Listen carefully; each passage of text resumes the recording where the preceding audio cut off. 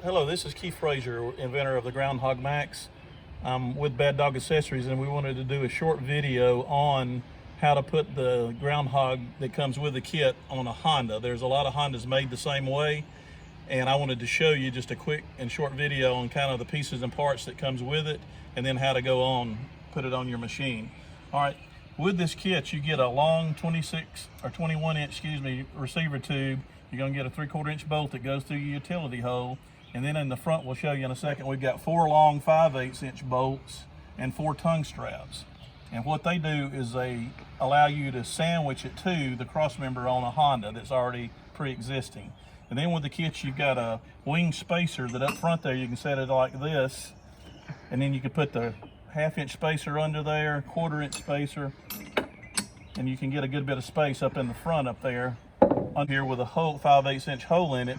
If you needed the length, it's a 9.5 inch piece, you can stick it in the front of this receiver tube on the front side and extend it up. And you know, there's a lot of other ways, and this concept can be used on quite a few other machines. It also comes with a couple of extra 5/8 inch bolts, and then this comes with it, but this is really for the plow. You get a couple of 5/8 inch tractor pins, and then a little 3 inch 5/8 bolt and a couple of tractor pins. But what we wanted to do is show you how it goes on. So we've already got it partially mounted here. What we did was put this 3/4 inch bolt and just left it loosely hanging in the existing utility hole that's going to be on your Hondas, and just left it hanging loose. The front side up here, you see these brass looking 5/8 inch bolts that go down. They go down under the receiver tube, and 2 of the tongue straps on the top are turned this way. They come with the kit. And then you've got 2 on the bottom that are turned long ways or sideways like this, with those 5/8 inch bolts through there. And in the manual, there's a diagram of this. And then what you can do is, like on this one, it's not quite level, but to get it as close to level as possible, up in the front, we're gonna use this spacing system you see right here. What we're wanting to do to get accomplished is anytime we can, when we're tightening this up, if we can tighten metal to metal, it's a lot stronger and sturdier. So in the front, the kit comes with this 1.5 inch wing spacer here that you can set up there. Sometimes that's enough. If not, we have a 1/2 inch spacer and then another 1/4 inch spacer, and you can set the wing spacers up on top of the tube in the front for spacers, and you've got quite a bit, and it's still winged and it holds right there to make it so that it's level. There's a lot of guesswork, if you will. You got to look at it and see, because there's so many years, makes, and models of just Hondas that, you know, the concept of putting it on is a little bit different. So that's what comes with the kit. We're going to go ahead and we're going to tighten it up and put it on here in just a second and show you the finished product. All right, this concept we're doing here is a Groundhog Max kit installed on a Honda. On a lot of Hondas, Ranchers, Foremans, and quite a few others, this kit works on there. You know, there can be some differences. Sometimes there's maybe a bolt head in the way. Sometimes you got dual shocks. But this kit right here fits a lot of them, and then with just a little bit of adjustment, you know, you can get it to go on others. This also can work on some Can-Ams and some others. So what I would suggest before you buy, in other words, you can buy our plow with the kit for normally $3.99, or without the kit for $3.49. And what a lot of people do is buy the Groundhog with no kit, and then they'll buy their specific year, make, and model kit for their machine and just buy the plow only. But this concept could work for like Can-Ams, Bombardiers, some of those kinds. As long as they got you can run this along the bottom of your machine and hook it up, it should work fine. So this is just a concept.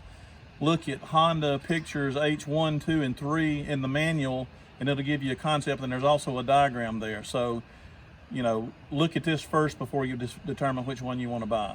I wanted to talk a little bit about these spacers that we got here, and I'll show you how they sit on here. But this hitch does not have to be directly in the center of your bike, and it doesn't have to be perfectly level.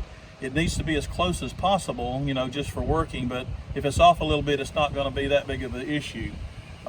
If you'll notice, each one of these spacers has a hole in it on each corner, and then there's a hole in this wing spacer. So what you'd want to do maybe is wire that together in case, you know, you got loose and some of it started to fall off or whatever. But to make that work, you can either just use this spacer if you need to, if that's enough space in the back, or you can put a 1/4 inch on there to make it higher, then add another 1/2 inch, and then you can put that on top of it. That gives you quite a bit of spacing right there. But what we're trying to accomplish is making sure that when you're tightening this together, you're tightening metal to metal, if at all possible, because that makes it a lot stronger. And maybe even under here, once you get it up, if there's air under here, you might want to put a bigger washer, a big washer, or even a bigger bolt so that it sits under here. So on both ends, you're tightening metal to metal. On the front side up here where we're using these 4 bolts, it's always better to run your bolts upward and put the nuts up on the top, because that way it doesn't take any more of your ground clearance when you do that. So if you'll run it from the bottom to the top and put your nuts and whatever up on the top, then it's a lot cleaner on the bottom right there. So it's a lot better to run them up, put the nut and a lock washer up on the top. All right, this is the installation that we did. It's H1 in the manual or on the website for Hondas, and we utilize the Groundhog Max hitch kit that comes with it, or either you can order a separate kit if you need one with the kit only. So what we ended up doing on our application was using a 3/4 inch bolt through here, and we had to put 1 spacer under the bottom here so that we're tightening metal to metal. And then on the front side up here, you can see that we turned our bolts upward so to make sure they weren't in the way. And we did end up using the spacer blocks. You see, we got the wing spacer and both of the other ones we put on top of the receiver tube to make it so that it was pretty level. It doesn't have to be perfectly level or perfectly straight, but you want to get it as close as you can. And then we also wired those 3 spacers. They got holes in them with a little wire up there in case they come loose, if they are, after all the vibrations, they become loose. So that's your application. If you need any help with this, you can call us on our number, or you can look at our website.